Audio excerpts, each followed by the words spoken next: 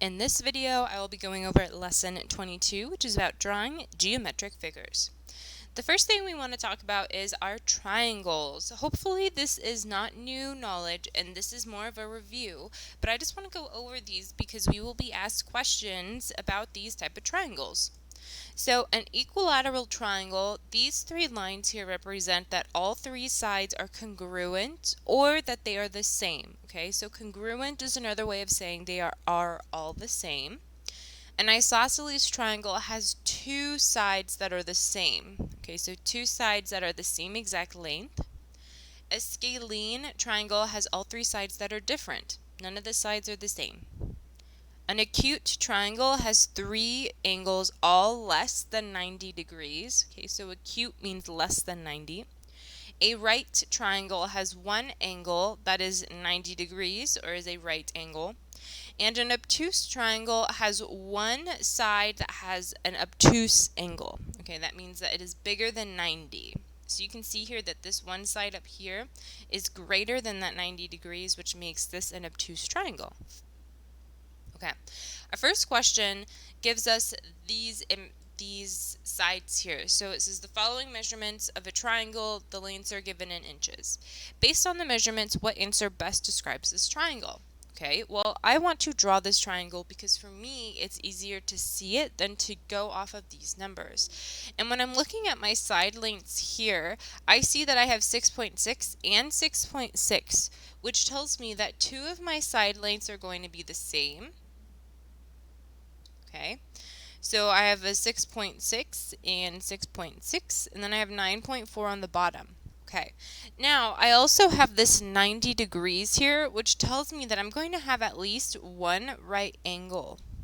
Okay, so right off the bat, that 90 degrees tells me it's going to be a right triangle. So all of these that do not say right triangle, I'm going to cross off right away. And I know this is not equilateral because an equilateral triangle, again, needs all three sides to be the exact same. Here, I have that one side length that is not equal, so it's not equilateral. So now I'm left between scalene and isosceles. Remember that scalene has the three side lengths that are all different, and isosceles has two that are the same. So this would be a right isosceles triangle because I have these two side lengths here that are the exact same. All right, next question. So a triangle has a side length of 5.2 feet, an angle of 71.8 degrees, and another angle of 51.4. Which three statements about this triangle are true? Select three that apply. Okay, so remember that a triangle always adds up to 180 degrees. Okay, so triangle adds up to 180 degrees, which means if I were to take this angle of 71.8, add it to 54.1 plus this third angle, I'm going to get 180 degrees. So to figure out that third angle, what I can do is add up the two angles I know and subtract it from 180. That's going to tell me that third angle. So 71.8 plus 54.1. And I'm going to take 180, because that is what all three angles of a triangle add up to, and subtract it from 125.9. And I get 54.1.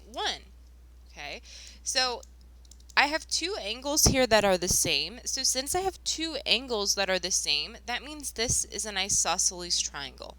Okay, now since it's isosceles, that means it cannot be equilateral, right? Because an equilateral triangle has all three sides or all three angles that are the same. Here, I know I have two that are the same, but not a third. And for the last one, the triangle has a third angle with a measure of 54.1 degrees. We just solved for that right there. All right, next question here. It says one angle in a triangle measures 65 degrees, another angle measures 46, and the angles are joined by a side length of 7.2. Which triangle matches that description? Okay, so I have 65 degrees and 46, and these two side lengths are joined by a side of 7.2. Okay, so when I'm looking here at this 65 and this 46, the side that connects those two is going to be this one right here. Okay, both of these angles are going along this side. This is the side that connects them, which means this number here should be that 7.2. It is not, so this one is wrong. Again, I'm looking for 65 and 46. 65 is here, 46 is down here. The side that connects these is 7.2. This is the one I'm looking for. Alright, our next question. A triangle has one side with the length of 13.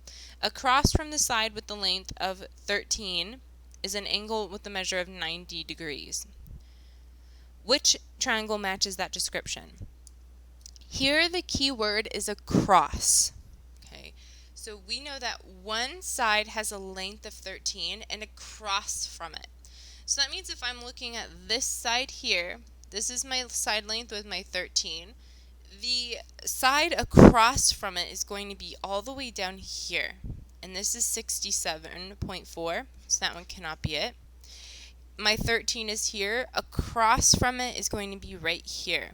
Now this angle right here, this notation, whenever you see this little box, that means it is 90 degrees. So this triangle here is the one that we want to choose. Whoops, so sorry. There we go. Alright, so moving on to the next workbook. This is talking about the triangle inequality rule. Okay, and you need to know this rule in order to be able to answer these questions. So I would write this down, or at least remember to scroll up and look at it when you're solving these problems. And it says that any side length of a triangle is greater than the difference of the two other sides or less than the sum of the two other sides. Okay, remember that difference is another word for subtraction and sum is another word for addition. Okay, so essentially what we're going to be doing is adding and subtracting the two different side lengths and seeing which numbers are greater or less than that. Okay, our first example says a triangle has one side length of 4 feet and another side of 7 feet. Which answer are possible side lengths for the third side? So again, anytime we're given these two numbers, we want to add and subtract them. Okay, so 4 plus 7 is 11. 7 minus 4 gives me 3. So that means I am looking for any numbers that are in between these two values. They cannot be those two values, but any number greater or less than. So 3 to 11 is our range. 4 is in between those two numbers. 10 is in between those two numbers. 8 is in between those two numbers. However, 12, 15, and 2 are not. Okay. Our next question says that use the given conditions to determine the number of possible triangles. Okay, so first we have an angle measure of 40, a second angle measure of 75, and a third angle measure of 65. Do the given conditions create a unique triangle, more than one, or no triangle? So these questions are a little bit more difficult, but just kind of think about what you're given and it makes it a little bit easier. Okay, so I know that I am just given angle measures here, and anytime I'm given angle measures, I can change these side lengths as long as I'm using a scale factor, and my angle measures do not change. Okay, if I was given side lengths here, that's a bit different because I can't just change the lengths of my sides without also changing the angles inside if I change only one. But here, I can create more than one triangle, okay? Say this triangle looks something like this, okay? I can create another triangle that looks like this, that has the same exact angle measures inside, but the outside measures are different. So here I can create more than one triangle. So this next one, same question, except now we're given side lengths. Okay, I know I need to have a side length of 6, a side length of 8, and a side length of 10. Since I'm given side lengths here, this is the only only triangle I can create from this. I can't create a second one because then my side lengths would be changing, and I can't do that here. So for this case, since we were given side lengths, this is a unique triangle. Okay, I can only create a triangle that has those side lengths. Anything else would not be the same. All right, so the last workbook for this lesson talks about quadrilaterals. So really quickly, just to jog your memory, trapezoids have straight lines on top and bottom with curved edges on the sides. A parallelogram is essentially all four of these in one. Okay, so a parallelogram is any quadrilateral that has two pairs of parallel sides. So that's all these three on the bottom. A rhombus is like a square but slightly tilted. Obviously, rectangles and squares we should be fairly familiar with. Our first question says that Jason drew a quadrilateral in which all four sides have a length of 4 centimeters and all four angles are right angles. Which term best describes the quadrilateral he drew? Okay, well, all four sides have the same exact length of 4. So that should tell you right away that this is going to be a square. The second thing that tells you it's a square and not a rhombus is this part right here. All four angles are right angles, which means that all four of these angles in here are 90 degrees. And since all the side lengths on the side are 4, this makes a square. Our next question says Autumn drew a quadrilateral in which opposite sides are parallel and also have the same length. What type of quadrilateral could Autumn have drawn? So here, remember, opposite sides are parallel and also have the same length. Okay, so I could draw a rectangle. I could have opposite sides be parallel with a rectangle and also be the same length. I could also draw a square.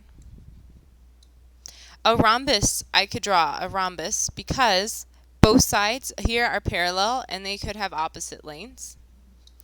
And I could not draw a trapezoid though, because a trapezoid does not have two sets of parallel sides. Only one side is parallel and then the other side could look like this. Okay, these two sides here, if I kept extending them, they would eventually intersect, which makes this not a quadrilateral.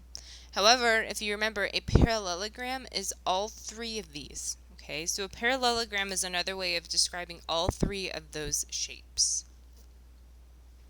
And the last question is, Aaron drew a quadrilateral in which all four angles are right angles, and all four side lengths are equal. How can Aaron's drawing be described? Okay, obviously it's going to be a square. Okay, that's one of the ones we should pick right away. It could also be a rectangle. Okay. The third one here that it could also be, the course says rhombus. And my issue with the rhombus is that I don't agree with that because I feel like a rhombus can't have all four be right angles just because of the slant. If all four have a right angle, to me that's no longer a rhombus, it is a square. However, the course also chooses rhombus for this answer, so I'm also choosing it so that you get this right on your workbook. But if there's a question like this on your exam or your quiz, I'll make sure that I go over it in that video as well. But the two that you should know right off of the bat from this description is square and rectangle. Okay, and that's the last question for this lesson. Thank you for watching.